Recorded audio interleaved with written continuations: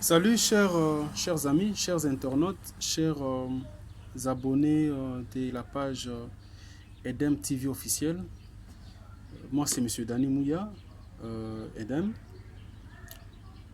Nous remercions déjà au départ Monsieur Stéphane Balamwangue qui est l'administrateur gérant de cette chaîne qui nous permet d'utiliser ce canal pour passer un message, parler avec vous, entrer dans vos maisons, dans vos petits écrans, essayer de partager juste notre pensée. Nous vous disons encore merci parce que à partir de cette chaîne, Edem TV officielle, nous allons bénéficier en tout cas de la contradiction qui viendrait naturellement de vous, ou des encouragements, ou un débat d'idées, une réflexion d'ensemble sur ces partages.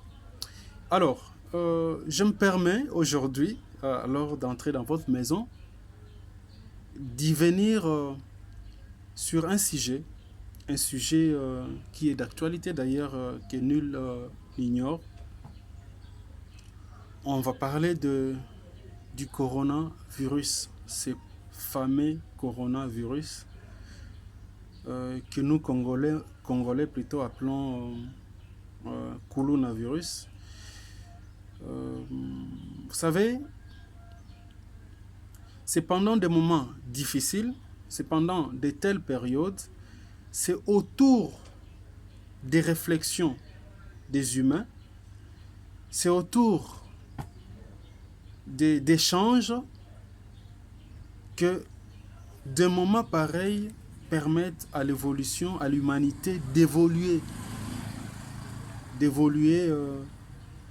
Si vous essayez de vous rappeler dans l'histoire contemporaine ou l'histoire ancienne, vous allez voir que c'est à partir des événements fâchés, c'est à partir d'incompréhensions, à partir des périodes dures, des phénomènes, catastrophes naturelles, que les hommes se sont mis à réfléchir pour faire évoluer et faire survivre leur espèce. Donc, aujourd'hui, nous subissons, c'est ce que je peux utiliser comme verbe, subir le fameux coronavirus. Alors, d'aucuns nous diront que c'est parti de la Chine. Déjà, je me rappelle quand nous avons commencé à voir sur les réseaux sociaux les images sur le coronavirus en provenance bien sûr de la Chine. J'étais en Turquie, je crois, parce que présentement je suis à Kinshasa. On s'en moquait même.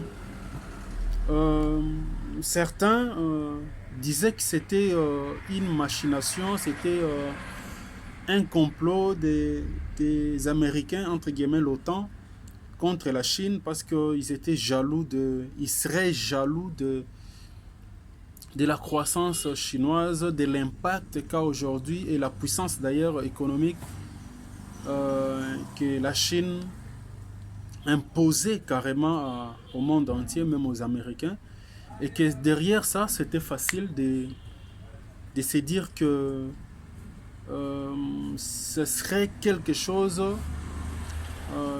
qui serait monté dans un labo quelque part par des stratèges américains et autres, donc les Occidentaux, pour fragiliser la croissance économique, commerciale chinoise. Oui, et après ça, nous pouvons nous dire que avoir même l'expression du président américain Donald Trump, la façon dont il a, la manière il a essayé de banaliser l'affaire en disant que c'est un petit virus, c'est un virus chinois, que les Américains, les États-Unis s'étaient bien préparés pour les limiter parce que vu la capacité entre guillemets américaine sur tous les plans stratégico-sanitaires et autres, que ce virus ne pouvait pas passer. D'ailleurs, il l'appelait virus chinois.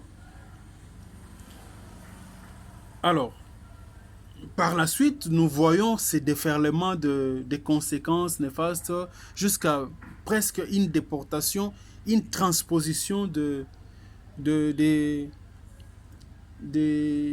la zone carrément. Parce qu'au départ, c'était la Chine qui était l'épicentre de ces virus et qu'aujourd'hui, c'est l'Europe qui a aidé ces virus à traverser toutes les frontières et arriver même jusqu'à Goma, à Bukavu, dans nos provinces, dans l'arrière-pays en fait, du Congo, RDC. Donc, nous ne pouvons qu'aujourd'hui constater et subir ces conséquences. Peu importe tout ce qu'on peut nous donner comme conseil, bien que je peux encore le répéter ici, lavons-nous les mains régulièrement, utilisons les désinfectants si possible, restons à la maison. Donc arrêtons tout service selon nos gouvernements, nos différents gouvernements, tout service qui ne participe pas à la survie de l'État. Vous comprenez? Donc, tout arrêter carrément. Et pendant ce temps, et c'est pendant ce moment que tout s'arrête, on est à près de 4 milliards d'individus, d'humains confinés. C'est en ce moment que la Chine sort du confinement. C'est en ce moment que la Chine devient le Père Noël. C'est en ce moment que les milliardaires chinois pensent à aider l'Afrique, l'Italie, la France. L'Espagne commande en Chine. La France est fière, je parle des autorités françaises, très fières de faire une commande de plus d'1 milliard de masques en Chine. Donald Trump peut se targuer et être fier de publier qu'il a parlé avec le président chinois et leur entretien était bon enfant, voilà, que tout s'est bien passé et tout, bref. Donc, est-ce que ça ne vous dit rien? Est-ce que ça n'interpelle personne? Sérieusement, ça n'interpelle personne? Moi, ça m'a interpellé. Moi, ça... Attends, ça ne cesse de bouillonner, attendez plutôt, ça ne cesse de bouillonner dans ma tête. Et je me suis posé la question. Et voilà ma question. Et d'ailleurs, même le sujet de cette vidéo. Les Chinois ne nous ont-ils pas roulé? C'est ça ma question. Est-ce que les Chinois nous ont vraiment dit la vérité sur ces virus? Est-ce que ce n'est pas de la victimisation? Pour ceux qui ont joué au jeu des dames, il y a un système de jeu qu'on appelle qui perd gagne. N'est-il pas ce système que les Chinois ont utilisé pour agenouiller l'OTAN? Quand on parle de l'OTAN, on voit les États-Unis. Quand on parle de l'OTAN, on voit l'Union européenne, on voit l'Europe. Est-ce que ce n'est pas un sale jeu de jouer à la victimisation pour ensuite devenir le Père Noël de toute l'humanité? N'était-il pas un jeu, un système, une machination pour un gain économique? Voilà. C'est ce genre de questionnements, c'est ce genre de questions qui sont passées dans ma tête. J'essaie de repartir de l'histoire. je ne vais pas correctement relater toute l'histoire, mais du moins de ce que j'ai comme élément, je sais que vous êtes assez intelligent. Vous êtes aujourd'hui assez informé parce que le confinement oblige. Tout le monde est censé rester à la maison et suivre ces médias, tous les médias qui, qui nous montrent à suffisance comment est-ce que ce virus est létal. Comment est-ce que ce virus est dévastateur. Je retrace juste une petite histoire pour ne pas vous ennuyer. Entre guillemets, le virus, coronavirus, serait parti de deux animaux, d'un marché qui serait ou qui était officiellement fermé pour réhabilitation ou sa modernisation à Rouen. Donc, c'est parti, entre guillemets, vous pouvez me contredire bien sûr, c'est parti entre guillemets des vendeurs de poissons. Attendez. Rouen, un marché qui était fermé pour modernisation ou réhabilitation, des vendeurs de poissons, et de là, nous avons un virus de deux animaux. Ok. Scientifiquement, parce que moi je ne suis pas scientifique au même titre que ceux que vous connaissez, disons que c'est vrai. Oui, c'est vrai. Scientifiquement, c'est une maladie naturelle. Oui, aussi c'est vrai. Le coronavirus a été découvert en 1960. Oui, c'est vrai. Il a subi des mutations. Effectivement, c'est vrai. Mais qu'on l'aurait, qui serait cette mutation virale, alors très létale, serait venue de deux animaux, d'un marché qui serait fermé en réhabilitation pour la modernisation, un marché de vendeurs de poissons. Donc, bref, que chacun essaie de réfléchir à sa manière. Et de ce fait, parce qu'il y a eu des étudiants en médecine, médecins aussi, traitants, qui l'ont constaté à Rouen, qui l'auraient constaté à Rouen, parce que médecins traitants, ils ont pu constater quelque chose de nouveau. Et ces médecins ont tenté de mettre cette information à la place publique pour alerter. Et bizarrement, c'est le gouvernement chinois qui les étouffe, qui les contraint au silence. Taisez-vous. Un silence absolu. Et ce silence qui aurait amené, je ne sais pas, entre guillemets, qui a provoqué même la mort de ces médecins qui seraient aussi infectés par ces virus. Les lanceurs d'alerte ont tenté de les faire sur les réseaux sociaux. On les a obligés de fermer, contraints au silence. Tout bloqué. L'information ne doit pas passer. Vous comprenez un peu l'histoire? Je ne dis pas que j'ai raison, je ne dis pas que j'ai réfléchi. N'êtes pas mieux que vous. Non, c'est juste ma réflexion. Et je pense que grâce à vous, je pourrais avoir des contradictions. Ok. Donc, c'était un silence total. Et du coup, c'est un confinement. S'il vous plaît. On confine la ville. Et pendant ce temps, il y a incinération des corps. Pendant ce temps, il y a de traitements. Pendant ce temps, il y a des pays qui s'étaient organisés à faire évacuer leurs ressortissants. Pendant cette évacuation, il y a eu des constructions des hôpitaux en 10 jours, au maximum des hôpitaux de haute facture, parce qu'ils en ont le moyen.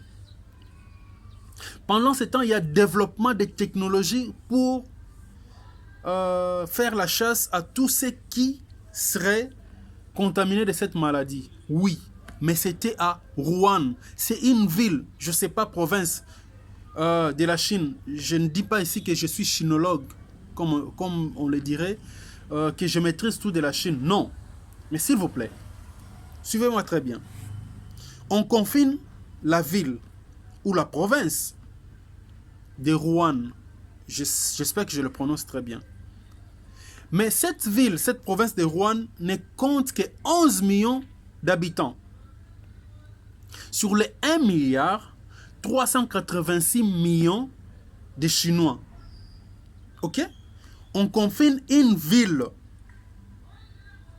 de 11 millions. Et pendant ce temps, on constatait déjà qu'il y avait des Chinois malades contaminés à Singapour, dans d'autres pays frontaliers, tous provenant bien sûr de cette ville Wuhan. Mais on a préféré confiner Wuhan pour gérer la maladie, proposer le traitement et enfin en finir avec la contamination, limiter la contamination. Je me répète, Wuhan ne comprend que 11 millions de Chinois sur les 1 milliard 386 millions de Chinois au total. Donc les 11 millions de Chinois ne représentent que le 0,79% des Chinois, de la population chinoise. Est-ce que vous comprenez? 0,79% de la population chinoise. Même pas 1%, parce que 1% c'est 1% des Chinois, c'est 13 millions, ok? 13 millions 886 000, ok, je pense que je l'ai bien dit. Donc c'est 1%, je dis 1%. C'est 13 millions, donc le Wuhan ne représente même pas 1% de population chinoise. On a confiné moins d'1%, j'insiste sur ces mots-là, confiné moins d'1% de la population chinoise, une ville.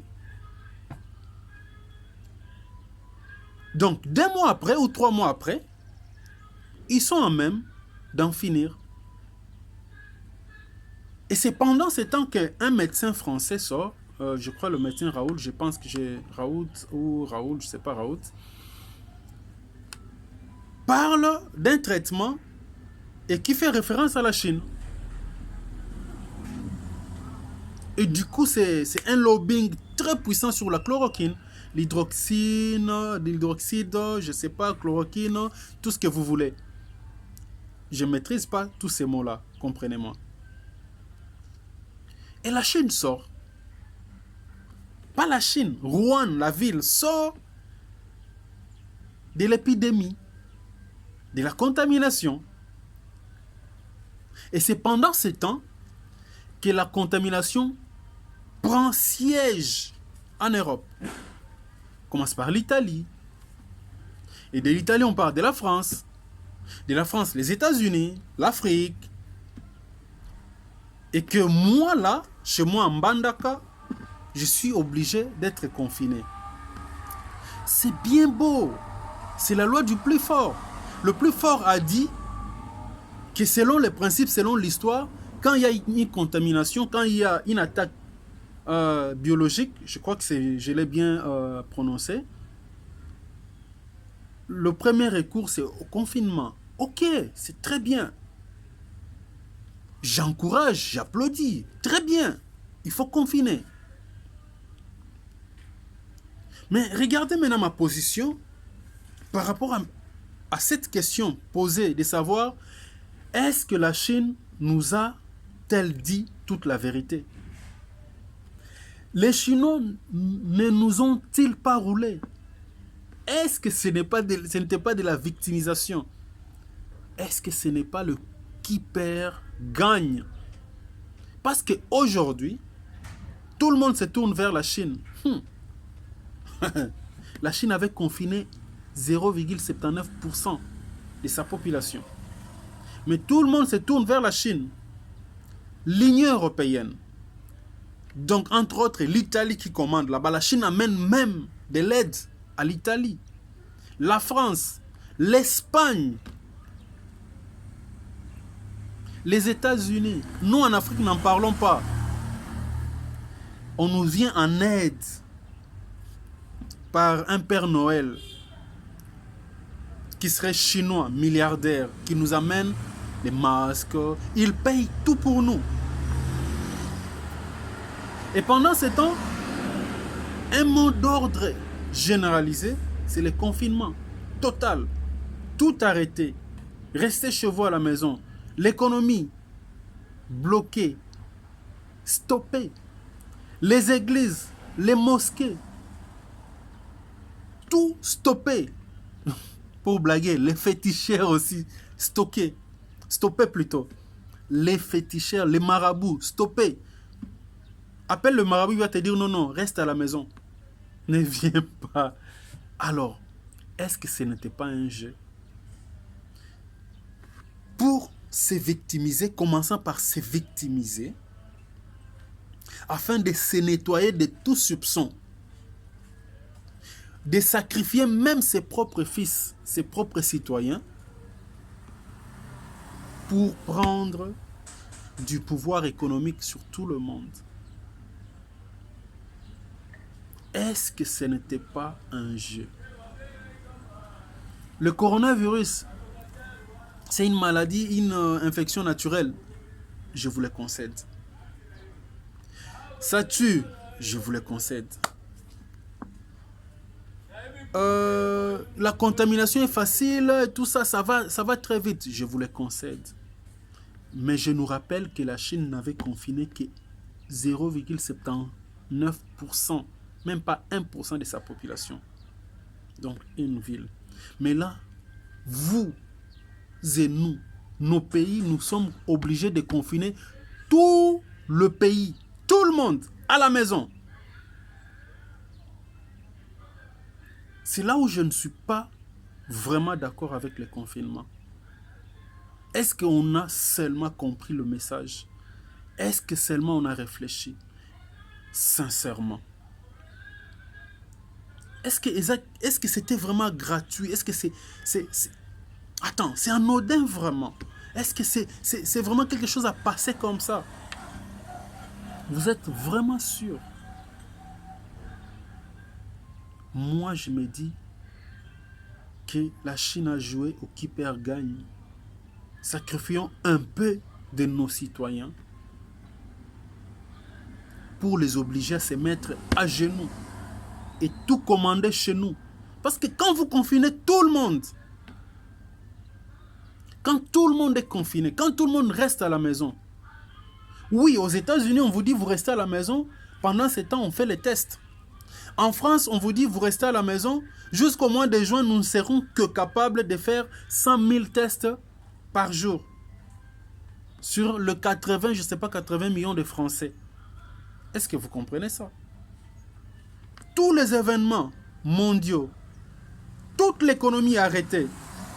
Mais pendant ce temps, la Chine, aujourd'hui, est capable de faire voler les avions entre provinces en Chine.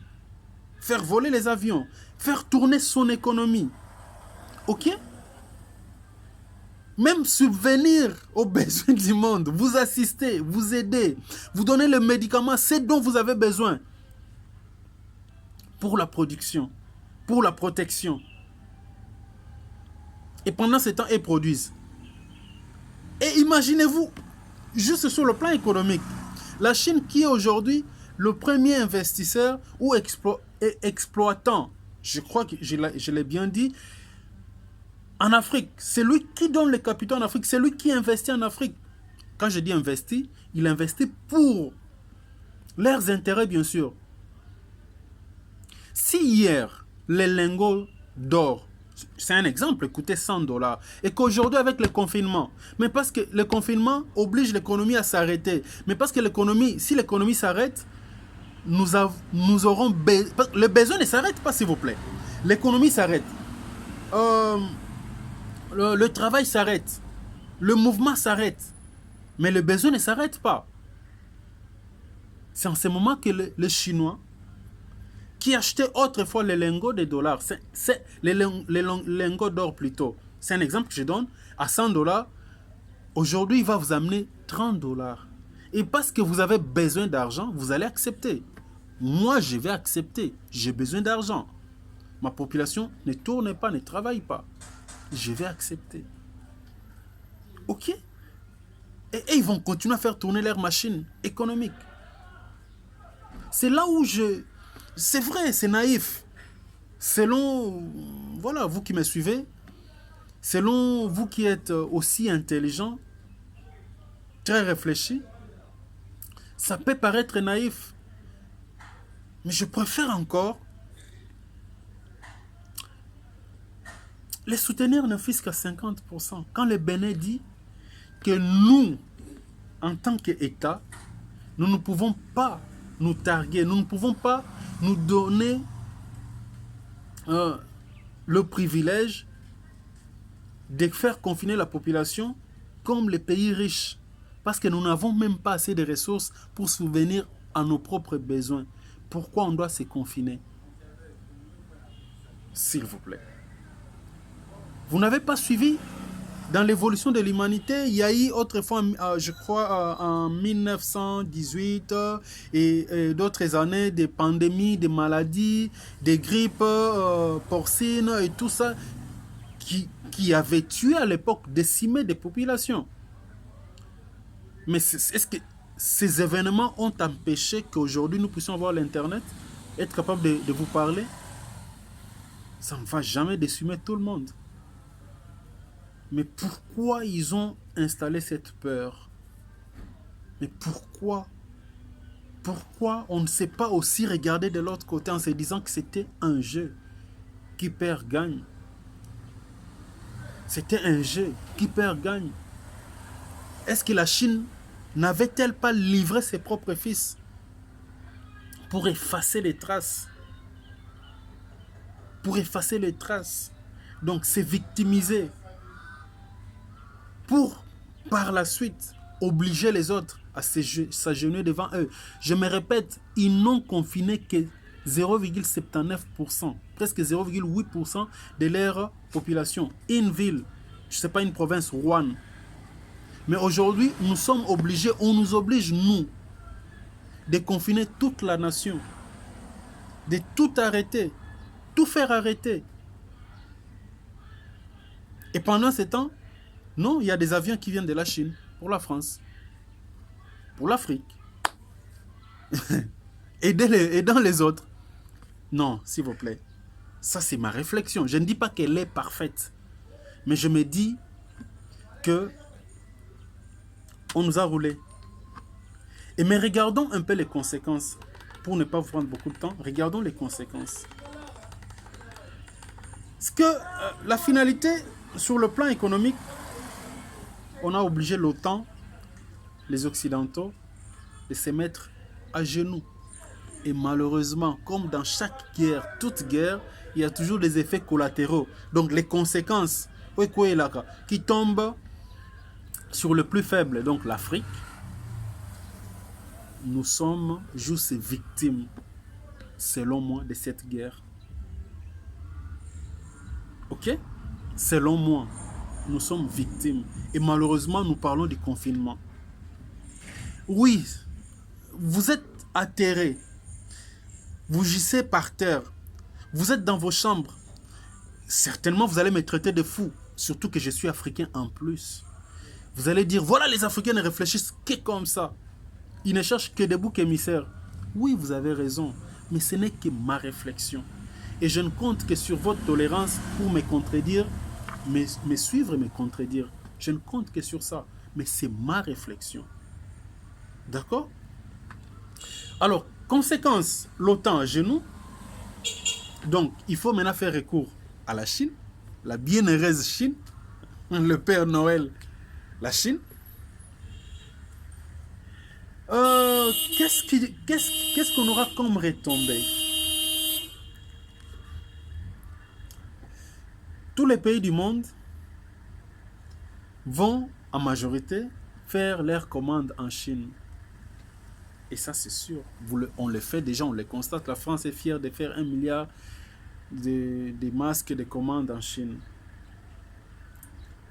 Donc, la Chine va se voir d'ici demain, 2020, 2021, 2022, jusqu'en 2050, même plus, garder le monopole du business international.